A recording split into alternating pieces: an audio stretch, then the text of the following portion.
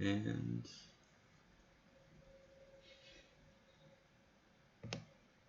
awesome. All right, we are live. All right, so hang on. Make sure this is up right here.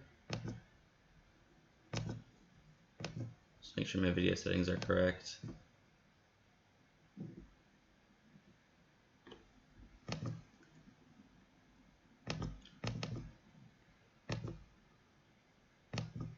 I'm rocking barefoot. Yeah.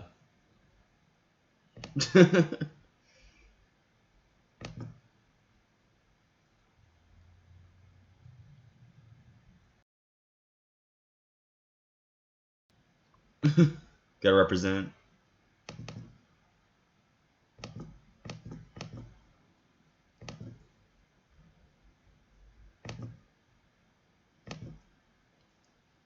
Oh, really?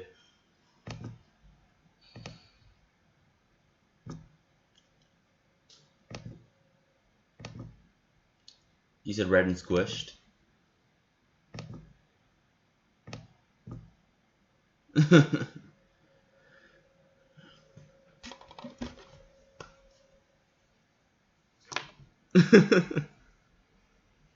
That's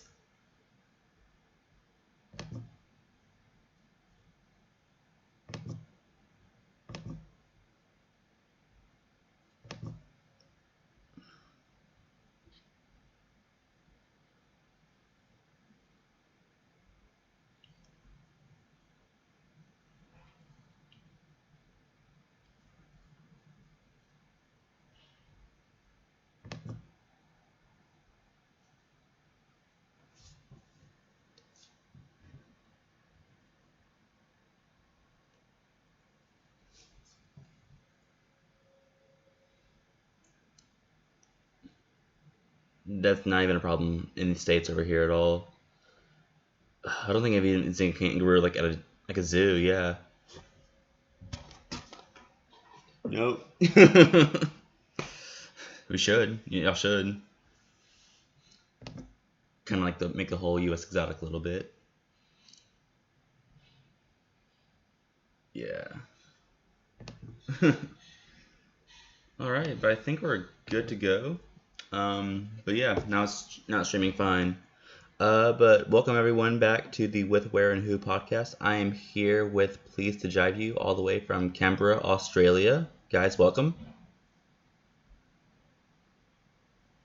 Absolutely, of course.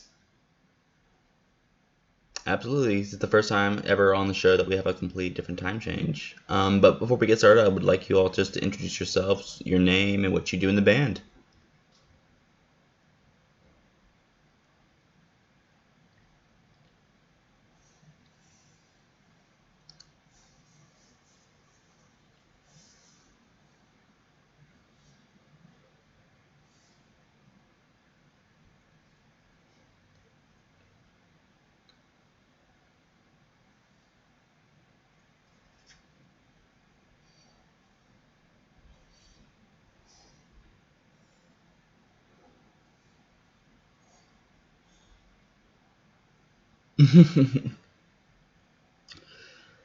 So back in 2005, at Caroline Chisholm High School, how did the whole band form?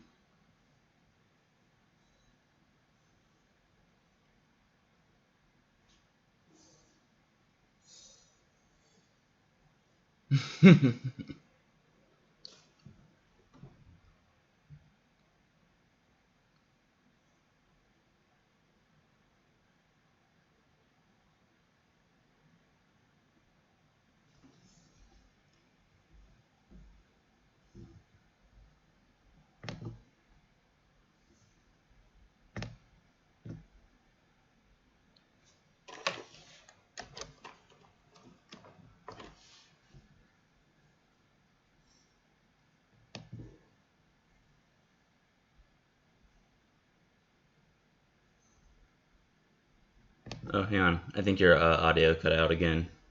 Can you hear me?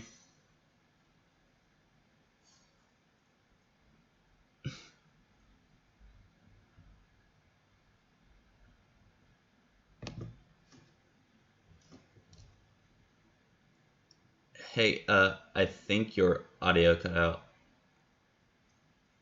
Your, I can't hear your voice. Let's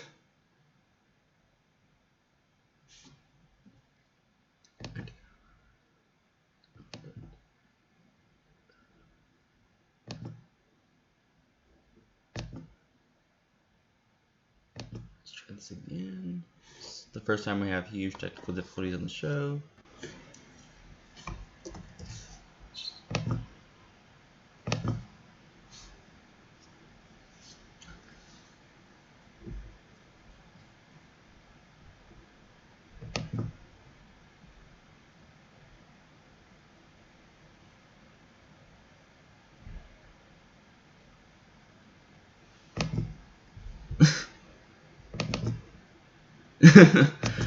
Your voice got you cut out for a little bit, but I got you all back. So just giving you an FYI. But everyone heard what you were saying.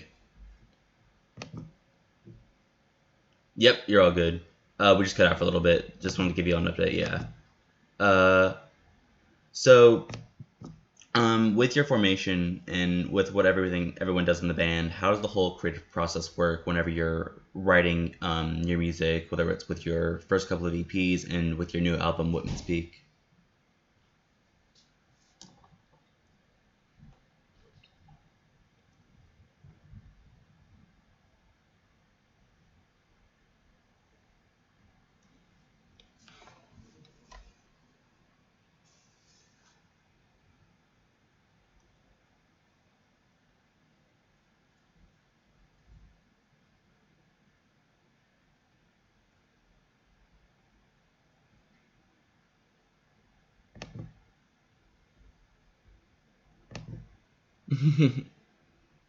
Yeah, go right ahead.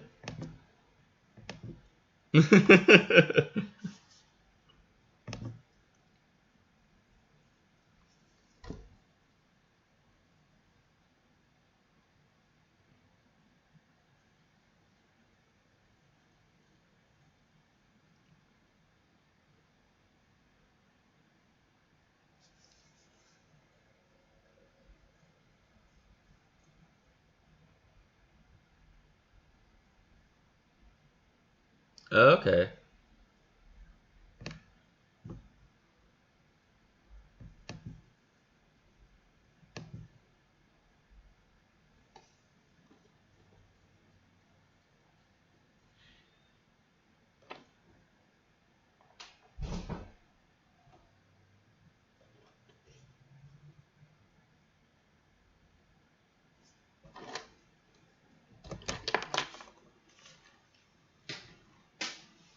Music nowadays, using Ableton and things like these layers of different instruments and working them on either like a chord structure or a sheet music scale.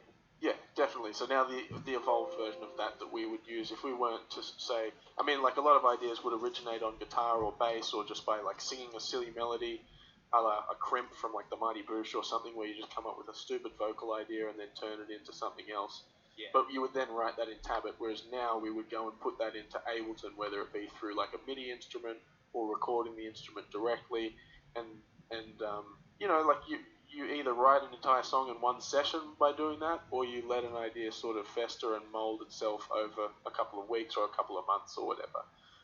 Generally speaking, though, it's a collaborative process. Once that first idea comes to fruition, you would bring it to everybody, whether it's me bringing the idea or if it's Jim, the bass guitarist, will bring sometimes fully formed songs, and then we'll find our own parts within that. Yeah. But I tend to think of things orchestrally, so if I think of an idea, I think of all the parts at the same time, and then it's a matter of piecing the song together so that everybody's happy with the end result, because you don't want to just be a dictator and be like, this is the song, this is how we do it.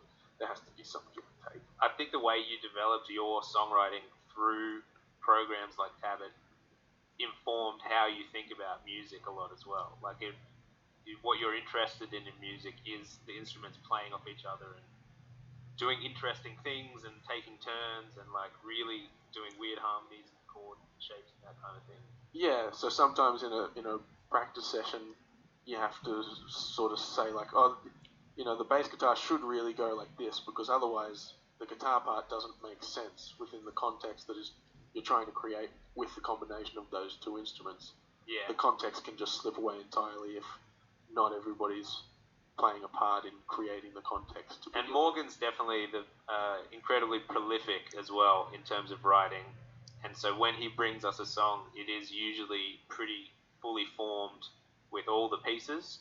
I'd say if it's more likely that me or Jim bring an idea, we might just have a couple of riffs that go together, and it's much more open. Sometimes it might be like two guitars are going to play these things off each other.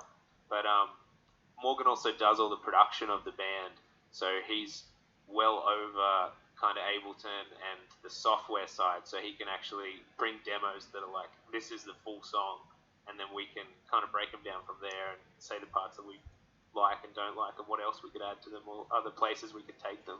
Having said all that, one of the most liberating ways of writing a song together as a band is to just jam out an idea without any intention or forethought. So there's a song on the record called Rational Resentment. Yeah. Is that Josso?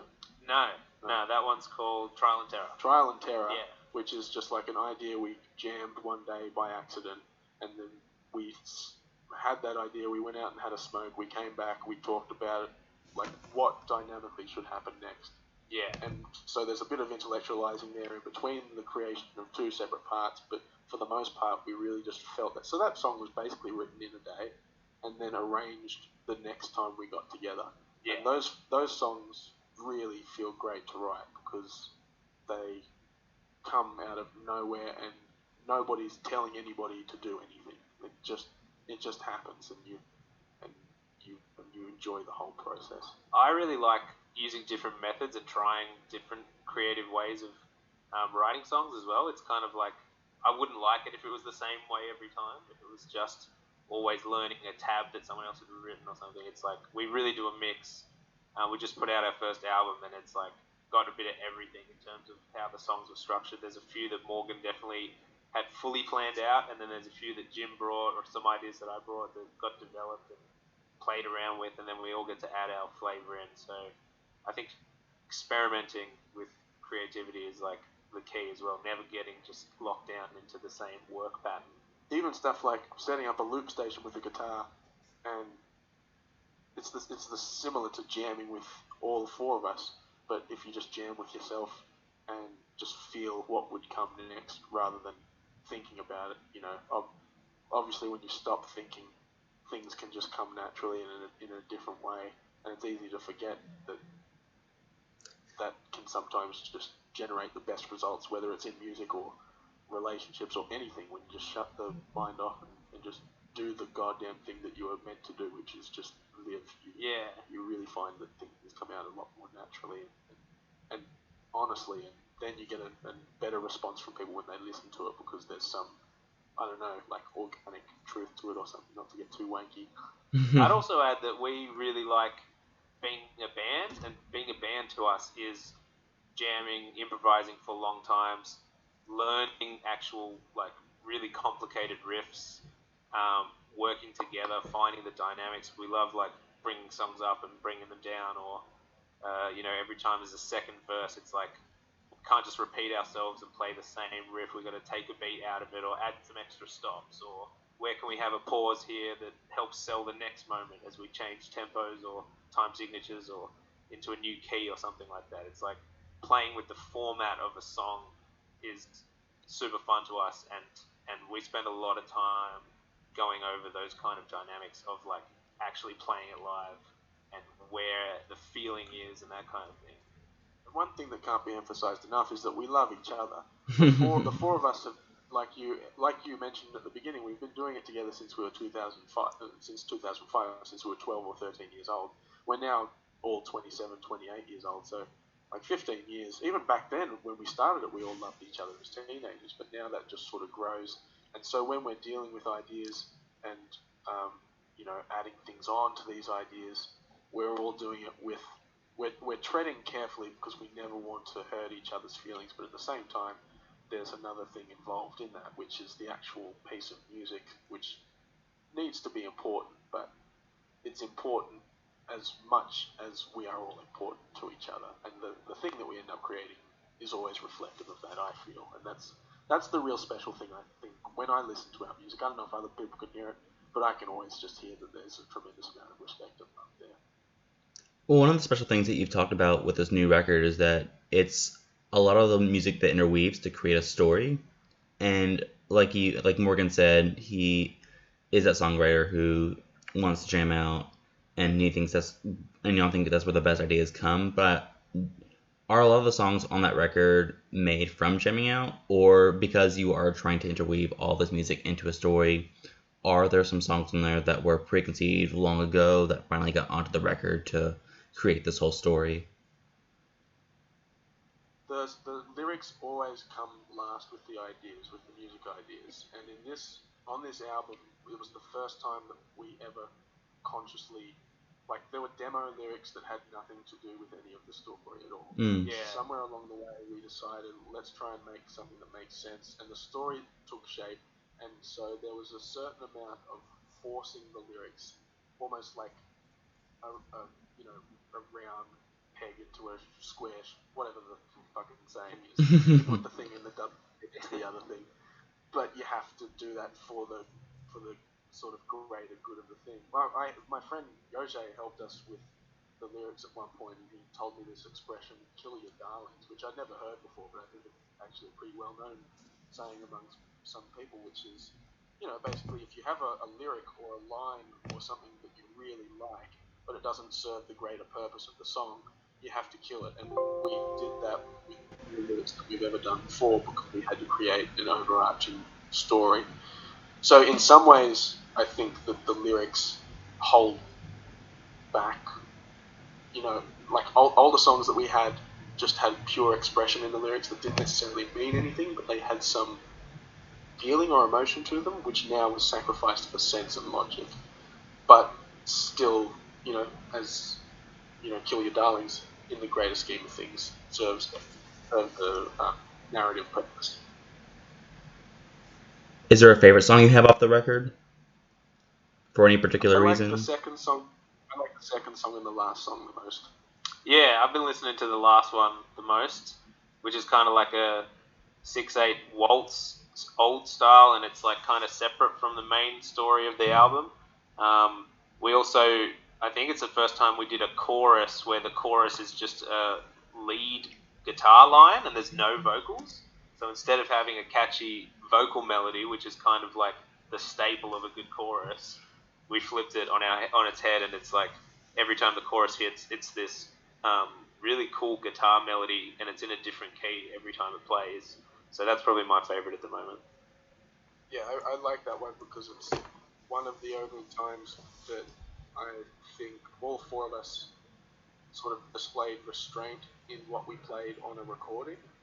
And I think part of that was because during the recording process, none of us had ever played the song together. All the other songs we'd rehearsed and knew how they went. Some of them we'd been playing live for like a year. Yeah, but this one we'd never even rehearsed together, but we all sort of had an idea of how it went. I had a more concrete idea in my head of how it went, but had never heard it or demoed it out loud or anything. So when we went to record it, we were all treading very lightly, and there's just leaving a lot of space in the track, and just all this restraint and a bit of experimentation as well in finding the right sounds. So that one is less. It just has like less confidence or something, which at the same time just seems to, in the way that it was mixed, and sounds more professional than the rest of the songs on the album. But the one that I like the best is the second song on the album, just because I think structurally it's a good pop song. It's like, and it's an interesting pop song as well. It's got sort of like signatures that we've used throughout our whole career of odd time signatures and changing key and lyrics that sort of take like popular expressions and turn them on their heads, and a bit of funk and groove in there, and 3/4 in terms of time signatures again. But it's like less than 3 minutes long, and just seems to go so many places without making any abrupt, uncomfortable, unsuitable changes. Plus, I think that there's a lot of Beach Boys influence in there, which I love listening to Beach Boys.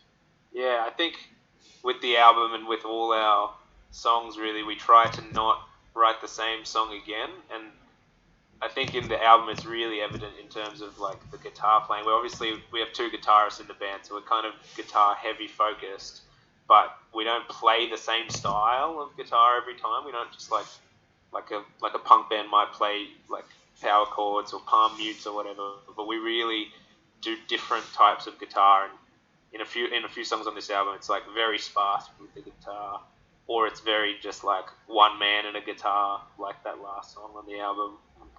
And that's my favorite, just because it has this weird waltzy feel, and we just haven't done that before. Like it's like reminds me of Why Must I Be a Teenager in Love or something from Greece. Like it's just in this kind of old style, which we didn't invent it, but then we do some really weird things with the chords, like in the lead up to the chorus and stuff. And then, yeah, as I said before, using a guitar lead as the chorus is like we've never done that. We've been a band for so long, but just having that is like really fun for me. Yeah, I think that last song has a weird key change in it, which I'm not sure like how it happens, but it happens 3 times in the song. So yeah, what's your favorite? I'm not sure. It's kind of like a hard question to ask, just because like you said, like you try to like make each song different and not have a bunch of power chords like a punk song. I am not sure, to be honest. I'll get back to you on that. Just because That's okay. yeah, I just don't have a favorite one that like just stands out. I mean, they're all really good and it's all in the same style where it's like a jazz rock kind of infusion or pop infusion, if that makes any sense. Yeah. But when I was listening, I did love please Backward Steps was one of the ones I liked, just because I liked what not only like the sound of it, but also the video that goes along with it. That whole like one take shot of you and then everyone behind Morgan you. on the bike. Yeah, I was actually gonna ask like how hard it was to like do that in one shot, because I know you have a filmmaking background. Yeah. So I wasn't sure if there were any like hard steps to get through. No, it wasn't really. I think we only did probably like 3 takes for it, and the first couple, just getting the background people at the right times, kind of, that was the hard part, really, just timing things out, measuring it out, knowing where he'll be at which point in the song, and so he could keep a consistent pace, but also be singing at the same time as riding a bike. And the bike did have this big rig on it because we had all these poles and the cameras like mounted on the bike, and so the weighting was really hard. I remember the guy who helped us rig it was like, don't use the front handbrake, because if you stop, it'll just tip over and like everything will smash off. So we did a couple of takes, and yeah, we just basically we'd watch it back, and then we'd just kind of move people along and where they needed to be, and yeah, tried to order them in a way that was kind of visually interesting, where you feel like it's leading to something. You feel like each time there's a new person joining this group of people, and you're just like, who's going to be next? And then some of them are really silly and weird and wacky. And yeah, I thought it was really fun to do. Morgan was really sick when we did it. He'd been in bed with the flu for really? over a week. And yeah, and it was like, oh man, we got like, I don't know, 30, 40 people coming down. Are you going to be all right? And he's like, I literally haven't left the house. I'll come down. But it's like a nightmare situation. It was really good, but it was just one of those situations where you feel bad because you can't be as social as you want to be, and you want to like, you want to thank all the extras and stuff who are your friends as well. Yeah. Like, they're all your friends, and you're just like, I got to focus on this thing that I got. But in the other, I think it was good because, like, if I was all feeling great and caffeinated and staring at the camera and like overperforming or something, that would have made for an awkward, weird video clip. Yeah, no, I think it went perfectly when I was watching it.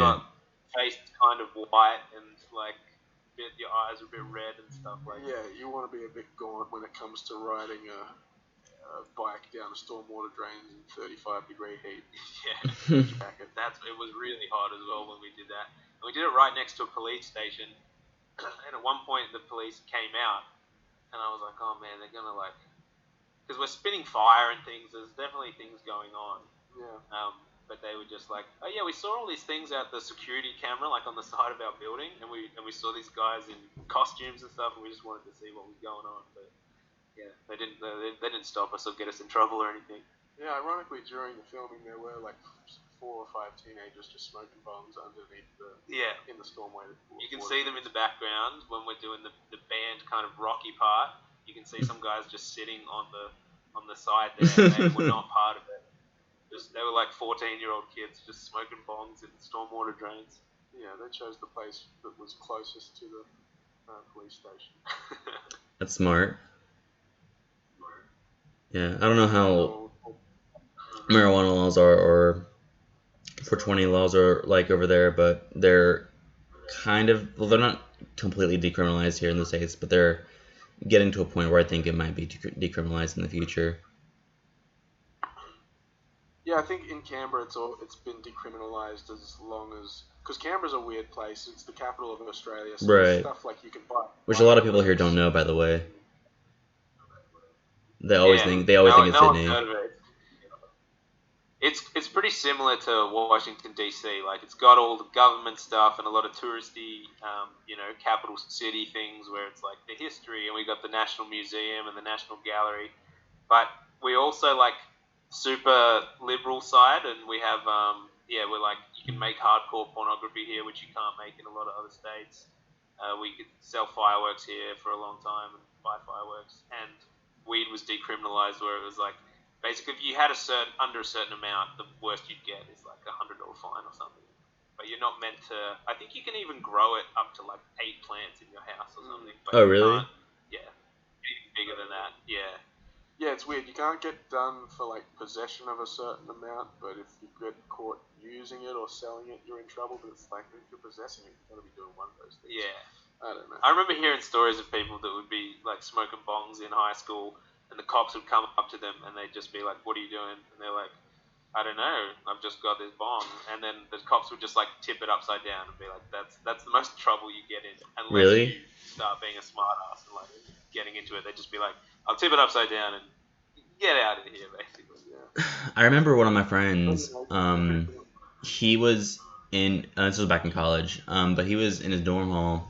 And there's this guy that just smelled of it, and this cop came up to him and just under suspicion and questioned him and just arrested him right then and there.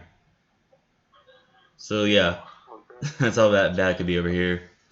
But other than that, I think it's just like one of those things that's like gonna be bad depending on where you are in the States. Because in Colorado, like that over there in Denver, it's completely like you can smoke anytime you want. Yeah, it's completely legal. Yeah. So it's just one of those things. Australia is like sometimes leads the front and then sometimes really backwards. Like they will have it the way we have it in Canberra, it's decriminalised, and then it won't be legalised. Basically, no one's like really pushing for that. None of the major political parties. So, but then you see that like in Denver and in LA and stuff, where it's like you can just go to a weed store and buy it as an adult, and you're like, that won't happen in Australia for a while. I feel like. Yeah, I mean, half fun is buying it on the black market. So with your creative efforts that go into Please to Jive You, a lot of that goes also into Quiver, which is your own sketch comedy duo. Can you please talk a little bit about the formation of that? Yeah, for sure. Basically, ever since we were in high school,